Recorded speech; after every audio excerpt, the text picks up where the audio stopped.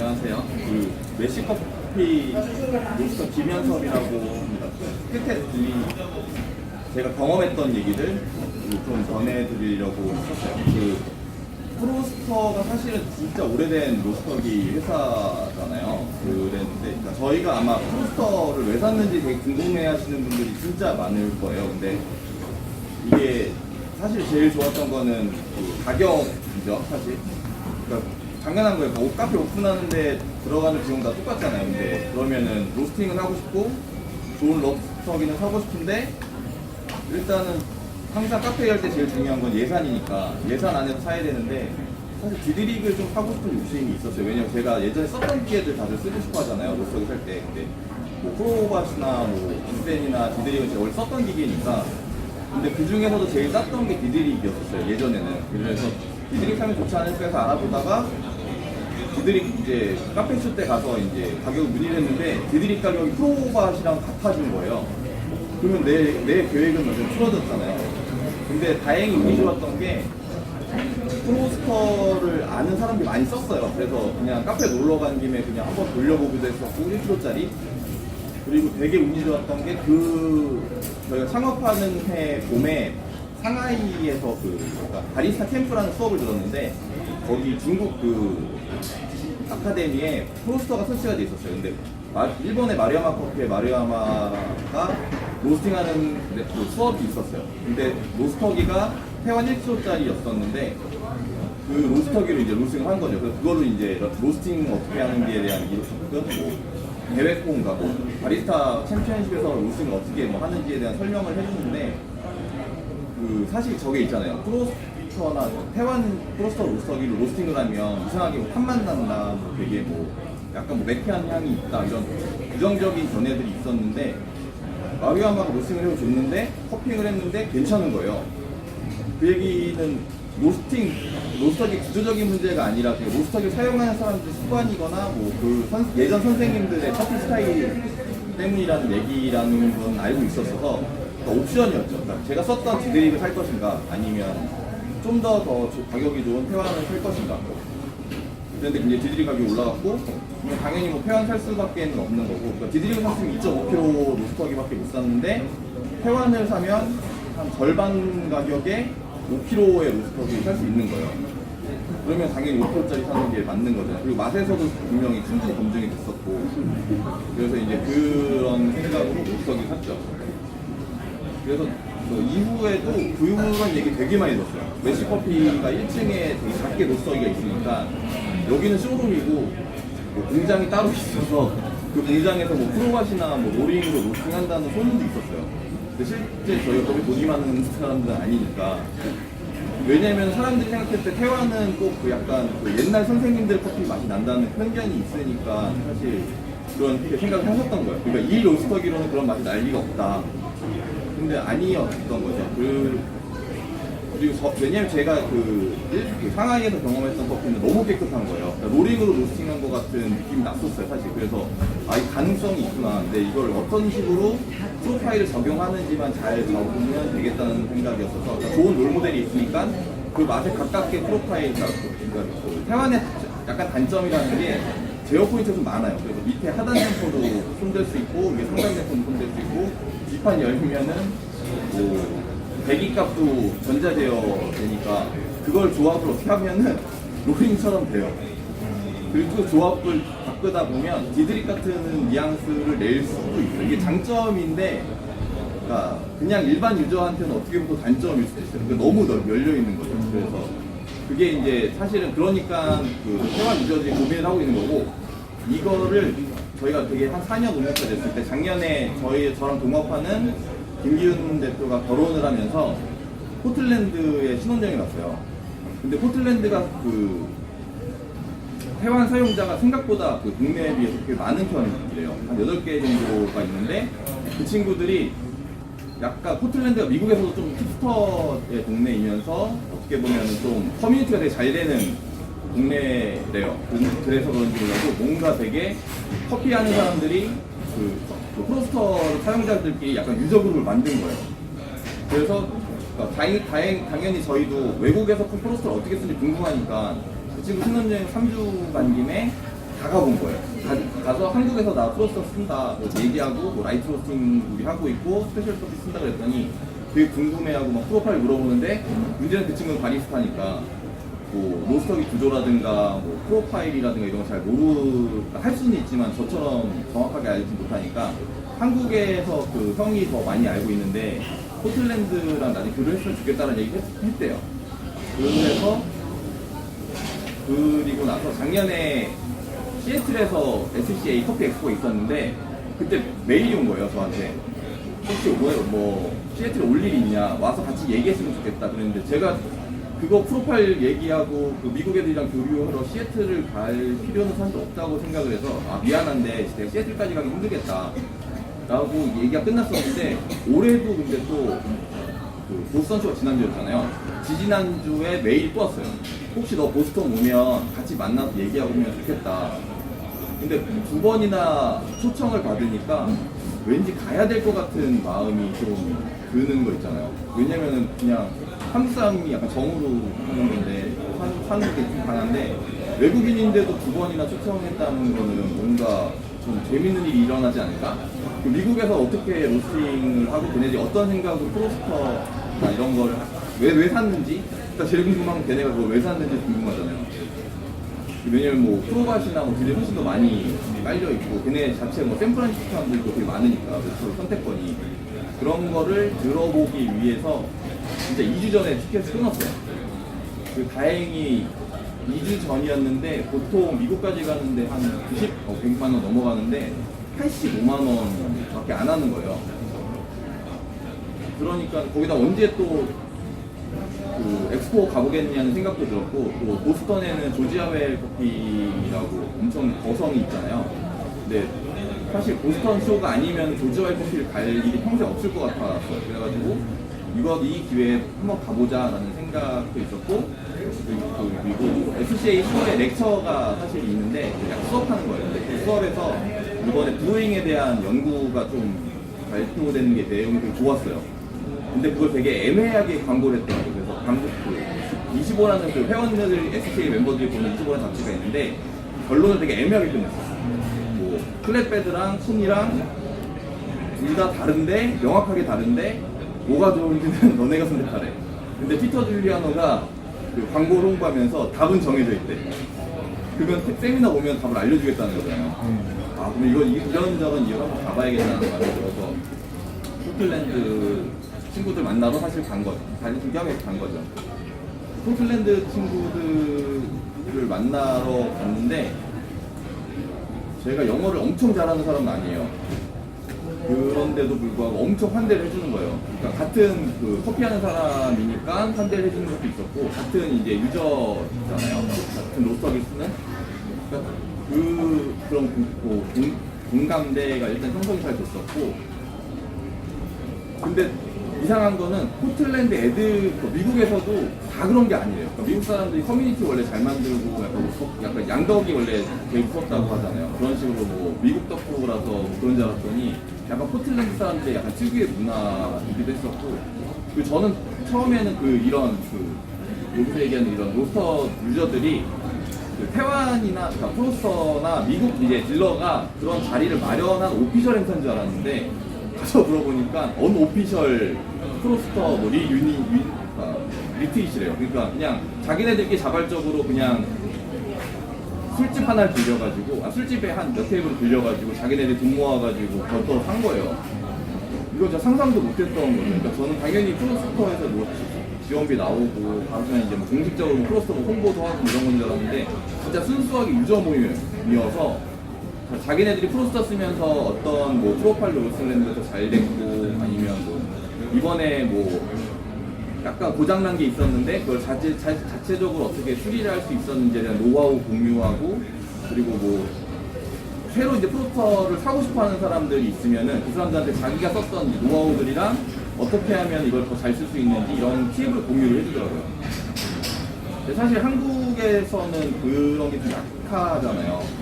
그러니까 프로스터뿐만이 아니라 뭐 프로스터 유저들도 마찬가지인데 로스터들은 다들 그냥 자기 로스터기에 대한 얘기만 하거나 아니면 뭐 기껏해 자기 직원들하고만 얘기를 하고 그 커뮤니티 자체가 되게 폐쇄적이고 프로파일이나 뭐 자기 노하우를 공개하는 되게 꺼려하는 편인데, 이 친구들은 뭐 자기네 요번에 뭐 어떻게 개조를 했대, 프로스터를. 그래서 뭐 이렇게 썼고 뭐 프로파일 이렇게 됐는데 뭐 몇 퍼센트 로스팅 로스 나오고 뭐 몇 분을 로스팅을 하고 뭐 화력을 어떻게 해주고 이런 거를 그냥 얘기를 하는 거예요, 자연스럽게. 근데 어떻게 보면 그 사람들의 노하우잖아요. 심지어 포틀랜드가 생각보다 작대요. 저는 못 가봤는데 갔다 온 분들 얘기로는 약간 시골 같은 분위기여서 다 경쟁 업체란 말이에요, 7개가. 경쟁 업체인데도 불구하고 서로의 노하우를 다 공유를 하는 거죠. 근데 따지고 보면은 그렇게 공유를 하는 게 결국에는 이득이라는 걸 그들이 알고 있는 거예요. 왜냐면은 한국에서 프로스터 로스터기 쓰는데 저는 되게 잘 쓰는 편이에요. 그래서 프로스터 안 쓴다고 소문이 났던 건데, 저는 되게 정보가 되게 생각보다 분석을 많이, 로스터의 구조에 대해서 분석을 많이 해봤고, 뭐 프로밭이랑도 비교했을 때 뭐 장단점 뭐 이런 것도 알고 있는데, 이걸 얘기할 수 있는 기회가 사실은 없죠. 그래서 아마 올해도 지금 이걸 시작으로 제가 알고 있는 노하우는 좀 많이 알려드리고 싶어하는 게 좀 생겼는데, 그게 보스턴에 갔을 때 느꼈던 감정이었어요. 아, 외국 애들처럼 우리나라에서도 이런 커뮤니티가 만들어져서 정보를 같이 공유하면 되게 좋지 않을까라는 생각을 많이 갖게 됐어요. 오늘 그 이후에도 뭐 지금 브루잉 챔피언들이랑 나와서 그들의 노하우랑 이런 거 알려주잖아요. 근데 제가 그 커피를 하면서 멘토들이 몇 분 있는데, 그 멘토들이 항상 했던 얘기가 자기가 알고 있는 거를 알려주는 걸 두려워하지 말라는 거였어요. 그래서 그냥 알고 있는 정보들을 최대한 많이 알려주면 결국에는 이게 다 돌아온대요. 그래서 그 수시장인 지로라는 지로 스시 엄청 유명한 수시장이 있잖아요. 미슐랭 3스타 받은 일본에. 그 사람이 엄청난 노하우를 갖고 있는데, 그 젊은 스시 셰프들이 놀러 와서 오면은 자기가 알고 있는 노하우를 그냥 다 알려준대요. 뭐 고생식 이런 거 유명한데 그런 거 없이 그냥 자기는 뭐 문어를 뭐 처리할 때 물을 어떻게 처리하고 이런 거 다 알려준대. 그러면 이제 자기는 나이가 들었기 때문에 뭐 새로 연구를 하거나 뭐 이런 이제 시즌을 지났는데, 그런 젊은 친구들한테 자기 정보를 얘기해 주다 보면 오히려 그 젊은 친구들이 최신의 뭐 서양 요리에서 이런 걸 한답니다 선생님한테 오히려 알려주는 정보들이 있대요. 근데 그런 정보들을 오히려 더 자기가 더 배운 게 많다고 생각을 한대요. 그래서 그런 게 더 고마우니까 또 젊은 셰프들한테 더 많은 정보를 제공을 하고, 그러면서 이제 더 그 일본 출시나 이런 거에 대한 전통도 있지만 앞으로 계속 시대가 바뀌고 있으니까 그런 단계 반영이 되게 잘 되고 있다는 얘기가 있었는데, 사실 우리나라가 취약한 게 사실은 공유 부분인 것 같기는 해요. 근데 지금 시대는 사실 공유가 굉장히 중요한 시대거든요. 그러니까 뭔가 정보가 비밀이나 이런 거를 갖고 있으면 되게 큰 무기가 될 것 같은데, 실질적으로는 알고 있는 거를 많이 풀어주는 사람이 지금은 더 유리한 시대가 된 거죠. 그게 아마 오늘 자리에 가장 큰 의의이기도 하고, 제가 보스턴에서 가장 느꼈던 부분도 사실은 그런 부분이었어요. 혹시 태완 쓰시는 분 엄청 많으시구나.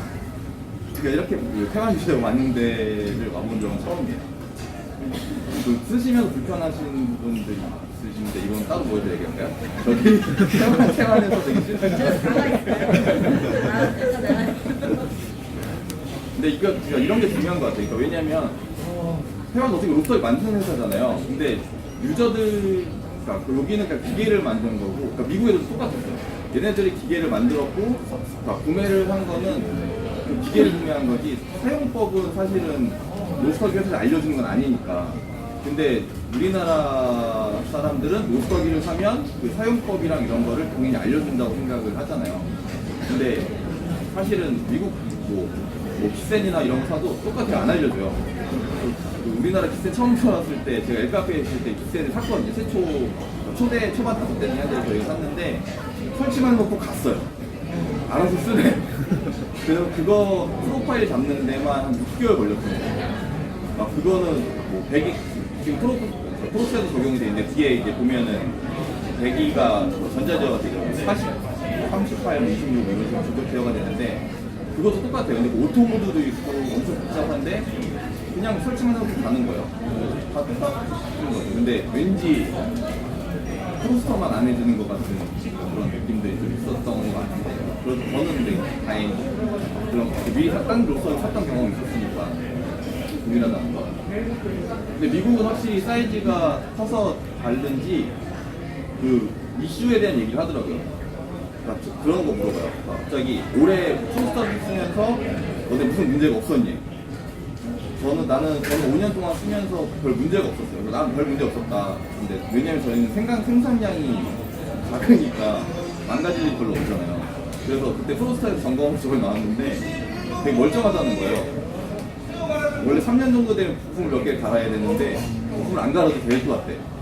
아, 저희가 생산량이 작아서 생각보다 기계가 멀쩡한가 봐요. 농담을 넘어가는데 미국은 생산량이 많으니까 이렇게 슬링 챔버 돌아가는 게 멈춘다 갑자기. 그러니까 회전을 해야 되는데 돌지 않고 멈춘 현상이 있다. 그래서 그거를 이제 어떻게 해결을 해야 되냐 이런 얘기를 막 하더라고요. 근데 사실 저 비센 쓸 때도 똑같은 문제가 있었어요. 근데 왜냐면 엘카페는 생산량이 많으니까 아지테이터를 돌리다 보면은 이게 나사가 풀어지잖아요. 이게 나사가 풀어지니 컷도는 거예요. 그러니까 국내가 또 그리스면 되는 거고 ASL 똑같은 문제인데 확실히 미국은 이제 사용량이 많으니까 그런 문제도 더 많이 생기고. 재밌었던 거는 미국이 커피가 되게 다양했었거든요. 북유럽 스타일의 완전 약배전 커피도 있었고, 뭐 스타벅스나 피치커피 같이 엄청 강배전 커피들이 있었는데, 요번에 미국 가서 느꼈던 거는 되게 비슷해졌어요. 그게 폭이 되게 좁아졌어요. 그래서 라이트 로스팅이라고 했는데 생각보다 좀 배전도가 있고, 엄청 강배전일 것 같은 업체들이 생각보다 되게 밝은 산미를 갖고 있고, 이게 어떻게 보면 프로파일이 전 세계적으로 뭐 인터넷상으로 많이 공유가 되잖아요. 그러면서 커피 맛이 되게 비슷해지는 현상이 좀 생긴 것 같고, 장점은 덜 익은 커피도 없고 탄 커피도 없고 다 먹을 만한 커피인 거예요. 그러니까 이게 공유의 힘이 사실 그런 것 같아요. 그러니까 소비자들은 어쨌거나 맛있는 커피를 먹는 게 중요하니까 소비자들한테는 좋은 거죠. 그래서 이제 소비자들이 이제 그 안에서 이제 생두 선택에 의한 로스터들이 다 생두 선택하는 다르니까 그런 차이만으로도 이제 맛 차이가 엄청 많이 생기는 거죠, 사실은. 그러니까 뭐 그것만으로 충분히 되게 재미있는 이야기였고, 그리고 프로파일 공개를 계속 하는 거예요. 어차피 프로파일이 똑같아도 뭐 설치된 환경, 뭐 배기값 당연히 다르고 뭐 생두 선택하는 게 다르기 때문에, 그리고 사실 로스팅 되게 예민하잖아요. 마지막에 뭐 5초, 10초 디벨롭 더하고 덜하고 차이에 따라서 산미가 살아나고 산미가 없어지고 이런 약간 복잡한 거기 때문에 결국 로스터들이 만들어내는 거는 자기 취향의 커피를 손님한테 주는 거니까 똑같은 프로파일 뭐 같이 공유하면 나쁠 거 없는 거죠. 근데 대신 이제 그게 공유가 잘 되면 덜 익는 커피도 없어지고 타는 커피도 없어지고, 근데 그 안에서 이제 테이스트 밸런스라고 하는 산미랑 단맛의 균형감, 그 차이만으로 소비자들한테 어필이 되는, 우리 내 손님을 찾을 수 있는 그런 얘기가 됐던 것 같아요. 그래서 이 친구들이 지금 제 프로파일을 되게 궁금해요. 근데 우리나라에서도 저 프로파일을 되게 궁금해하는 분들이 많으실 텐데, 미국에서 들었던 얘기가 14% 정도 로스팅 로스가 라이트 로스팅이고 15% 뭐 미디움 로스팅, 뭐 16% 다크 로스팅으로 생각을 한대요. 근데 우리나라랑 생두 환경도 다르긴 해요. 왜냐면 미국은 그 훨씬 신선한 커피, 중미에서 바로 올라간 3주 만에 올라오니까 수분 함량이 많은 커피를 사용하니까 로스팅 로스가 좀 더 많을 수 있긴 한데, 저는 11% 정도 로스팅 로스거든요. 나중에 이게 되게 중요한 개념이에요. 로스팅을 하기 전에 생두를 재시고 배출된 생두 원두의 무게를 재면은 나머지 차이가 로스팅 로스라고 하는 퍼센트인데, 이걸 통해서 사실 로스팅이 얼마나 일관적인지도 파악할 수 있고, 내가 로스팅을 다크하게 했는지 연하게 약간 약하게 했는지도 알 수 있는 속도기도 하거든요. 그리고 뭐 아니면 이게 뭐 생두의 그 수분 측정기 이런 거 재는 게 좋은 게, 생두의 수분 측정도 해보고 이게 일정하게 데이터들이 가야 사실은 더 완벽한 추출 환경이 되니까. 제가 말이 진짜 많아갖고 잘못하면 제가 이거 1시간 넘게 얘기해가지고, 아무튼 뭐 로스팅 팁을 드리자면 그런 수치들을 잡아주시는 게 제일 중요하고, 그리고 나서 사실 맛에 대해서 얘기를 해야 돼요. 그런 게 환경이 일정한 상태에서 맛이 이제, 왜냐면 로스팅은 진짜 5초 차이만으로도 산미가 너무 도드라지거나 아니면 완벽하거나 아니면 산미가 너무 없어져서 그냥 다크한 맛이 날 수도 있기 때문에 그런 미묘한 데이터들을 좀 정확하게 잡아주시는 게 되게 중요하죠. 그러니까 뭐 데이터가 똑같아도 맛은 다를 수 있어요. 왜냐면 뭐 브루잉 해보시면 알겠지만 뭐 18%에서 22% 사이에가 뭐 골든컵인데 똑같이 19.5%의 뭐 수율의 농도 똑같이 1.3이어도 바리스타의 습관이나 레시피에 따라서 맛이 완전 달라요. 똑같은 레시피로 내려도 사실은 맛이 달라질 수가 있는 게 커피니까. 그럼에도 불구하고 데이터가 중요한 이유는 데이터가 똑같고 똑같은 맛이 비슷해질 확률이 생기기 때문에 데이터를 좀 중요하게 보는 거죠. 그래서 이 친구들이 제가 11%라고 얘기했을 때 자기네들이 뭐 수분 함량이 12%인 생두를 쓰고 제 10%를 쓴다고 해도 2% 차이가 나잖아요. 이미 생두 수분 함량이.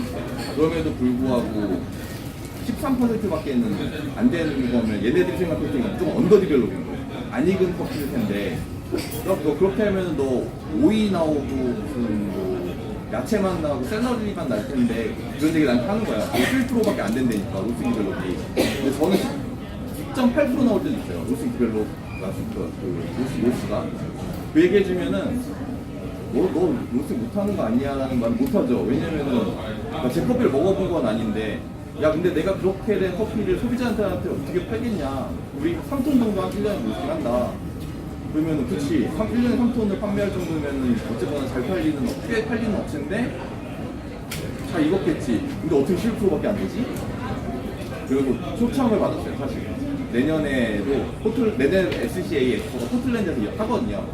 그때 포틀랜드에 오래. 그래서 자기 가게에 와서 같이 로스팅 좀 해보자. 너 로스팅 어떻게 하는지 궁금하다. 그래서 너가 한국에 오면은 더 좋을 텐데라고 얘기했지만 미국 애들은 세계 중심이라서 절대 오지 않아. 무조건 포틀랜드에 오래. 대신 포틀랜드만 밥 사준대요. 밥사 얻어 먹으러 또 한 90만 원 정도 드리고 숙박비 또한 하루에 미국 숙박비가 비싸더라고요. 20만 원 하루에. 나 이제 보스턴 이번에 한 80만 원까지 들었어요. 보스턴 마라톤 대회가 있었어가지고 엄청 비중했었는데 뭐 그 정도 비용이 드는데 내년에 혹시 컴퓨터 사용자분 중에서 저랑 같이 하실 분 있어요? 가면은 미지 씨가 밥도 사줘요. 네, 한번 투어를 준비를 해볼까요? 해볼까요? 일단 한국에서 커뮤니티를 만드는 거 한번 해보는 게 좋지 않을까요? 그렇죠? 그러니까 작년에 그 얘기 진짜 많이 했어요. 제가 브로스터 쓴지 5년, 6년 됐고 그러면은 한국에서도 약간 미국의 커뮤니티 같은 거를 만들면 더 좋지 않을까. 왜냐면 저는 오픈하는 게 안 어렵거든요. 알려드리면 되는 거고 아시죠? 저 샤브샤브 커피 유명한 거. 예, 샤브샤브 커피라고 해서 거의 생두가 익었는지 안 익었는지 모르는 어디다 빼는 그런 커피로 유명해서 어차피 제가 알려드려도 이걸 내가 할 필요는 없겠구나라고 생각하실 수 있어요. 그러니까 그런 느낌이기 때문에 언제든지 지금도 근데 사실 그래요. 제가 월요일부터 금요일까지 매장에 있는데 한가한 시간에 오셔서 저한테 뭐 로스팅에 대한 거, 뭐 회원 어떻게 쓰면 되는지 물어보시면 원래 다 알려드려요. 저한테 오셔서 물어보셔도 되고, 뭐 미지 씨가 앞으로 이런 모임을 갖게 된다거나 아니면 로스터 사용자 그룹을 따로 뭐 만들면은 더 좋을 것 같긴 한데 미국처럼 한국은 좀 그래요. 그러니까 미국 애들처럼 제가 자발적으로 해가지고 하기는 사실 어려운 것 같긴 해요. 그렇지만 뭐 태환의 약간 도움을 받아서 왜냐면 저 연락 포인트가 없는데 미지 갖고 있으니까 그런 거 이용해서 뭔가 모임을 만들어서 공유를 하면 더 좋지 않을까. 그러니까 그러면은 뭔가 어려움을 겪고 계신 분들은 도움을 드릴 수 있지 않을까. 저는 어려움이 이제 없거든요. 거의 뭐 이제 태환은 거의 넣고 빼는 넣고 5분 만에 그러니까 그런 노하우들을 최대한 공유할 수 있고. 근데 얘기하다가 로스팅 하시는 프로파일들에서 제가 또 아이디어를 얻을 수 있어요. 요번에 미국 갔다 와서 미국식 라이트 로스팅이라고 저는 생각을 하거든요. 왜냐면 북유럽 라이트 로스팅 스타일이 있고 미국 라이트 로스팅이 있는데 미국에 갔다 왔더니 미국 라이트 로스팅은 이거구나 해서 한번 해봤어요. 우리나라 돌아와서. 그래서 아예 팀앤벨보 스타일의 라이트 로스팅 한 배치, 미국 스타일 라이트 로스팅 한 배치를 해서 뭐 컬러 트랙 해가지고 색소개까지 다 맞춰가지고 했었는데 진짜 갑자기 미국 맛이 나더라고요. 신기하게 진짜 데이터를 맞추니까 미국 맛이 나요. 미국에서 먹을 수 있는 커피 맛이 나요. 그러니까 그런 것처럼 그 로스터기 사용하시는 분들이 저한테 얘기를 해주시거나 콩을 갖고 오시면은 제가 거기서 아이디어를 또 얻을 수 있는 그러니까 서로 좋아지는 거죠. 아까도 말씀드렸는데 이렇게 얘기하면은 3시간 정도를 쉬지 않고 얘기할 수 있기 때문에 뒤에서 종료한 얘기들이 많아요. 이분들이 얘기해 주시는 얘기들을 기대하면서 전 여기까지만 하고 다음에 로스터 커뮤니티로 한번 만들어 주시면 같이 얘기했으면 좋겠어요. 그런 분이만. 미국 맛이 어떤 건지. 미국 맛이요? 저기 이 맛 이거 지금 이거 무슨 커피예요? 내려주신 거? 모르고 다 다르죠. 지금 아마 그게 약간 미국 스타일의 약간 스모키한 느낌이 있으면서 산미도 좀 있고 근데 좀 깔끔하고 옛날에는 이러고 덜 익었어요. 근데 지금은 이게 이거예요. 드릴 거는 그 부지쿠조와 에티오피아 부지쿠조와 근데 진짜 미국 커피가 옛날에 진짜 덜 익어서 사람들 난리 났었고 그런 얘기하면 안 되는데 그랬었어요 진짜로.